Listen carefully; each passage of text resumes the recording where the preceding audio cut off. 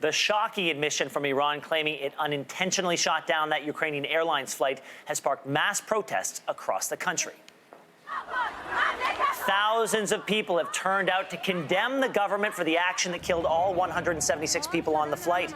They're calling for the supreme leader, Ayatollah Ali Khamenei, to step down and for the people responsible for the crash to be prosecuted.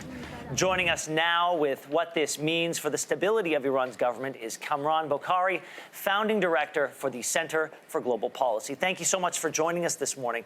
At first, they blamed a technical failure. Then Iranian authorities acknowledged that they are responsible for shooting down the Ukrainian passenger plane. How does this admission change things? Well, it exposes deceit, and that's what is fueling the anger on the streets. Is that for, at least a couple of days, the government of Iran was basically denying it flatly, and as if this was actually a mechanical failure. And then for the government to turn around and say, actually, we shot it down, that's obviously leading to a public resentment.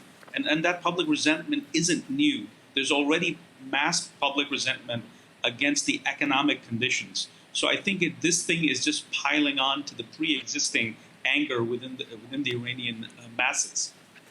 Kamran, thousands of protesters, as we said, across the country in Iran have now taken to the streets demanding action. We've heard reports that there have been chants of death to the supreme leader. How does the government handle this with the eyes of the world on them? Well, I mean, this isn't the first time that the Iranian state has had to deal with protests. So at least as far back as 2018, we've slowly seen, protests. They're not sustained. They come and go. Every now and then there are protests across the country. And so it's been manageable for the Iranian government. But now with the Islamic Revolutionary Guards Corps on the defensive, because it was responsible for the shooting down of the Flight 752. And so this is a new situation.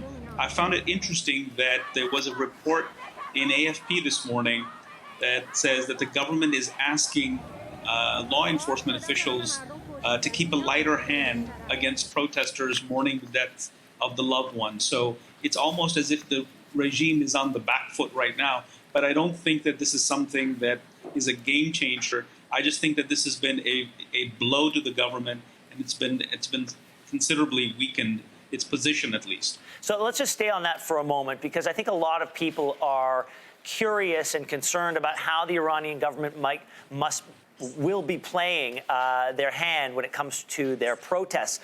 You're saying that the government is still firmly in control. They know what they're doing. They've been down this road before. Yeah, I mean, look, this is a government that has managed protests. Even in 2009, there were massive protests against what was seen as, election fraud when former President Mahmoud Ahmadinejad secured a second term, and people said, hey, that's foul play. And there were lots of protests, and the government cracked down hard. But the situation right now is that the government is on the back foot. But I think that we should not sort of take this as, oh, the government is now about to collapse. That's not happening. But what the government has to do is to figure out a way to diffuse the anger. And so I think a few heads will roll. Certainly the supreme leader is not going to resign, but I can see some top general of the IRGC being asked to resign to basically calm people down, and measures like that, compensation, and they're just waiting it out as well. I mean, one of the things that this government does is try to wait out and sort of, let the steam blow off, and then things will return. So I think that's sort of the calculus here. Kamran, we only have a few seconds left, but Iran has let the investigators in. Prime Minister Justin Trudeau has spoken with the president. Can we as a nation be hopeful that this is going to resolve to, the government's satisfaction and to the satisfaction of the families of the victims of that crash? Well, the Iranians will compromise, and they'll offer a compensation.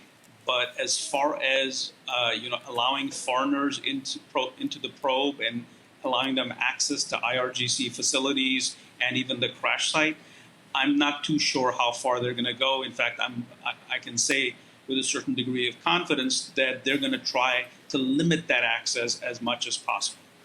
All right, Kamran, thanks for answering our questions this morning. We really appreciate it. Thank you. And now it's over to Anne-Marie with today's top.